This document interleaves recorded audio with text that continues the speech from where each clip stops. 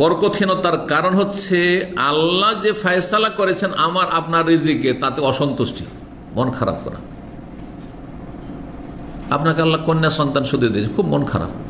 আপনার স্ত্রী খুব মন খারাপ, শুধু মেয়ে আর মেয়ে, মেয়ে আর মেয়ে, একটা নয়, দুটা, তিনটা, চারটা, পাঁচটা। আজকাল তো দুটোর বেশি নিতে চাই না।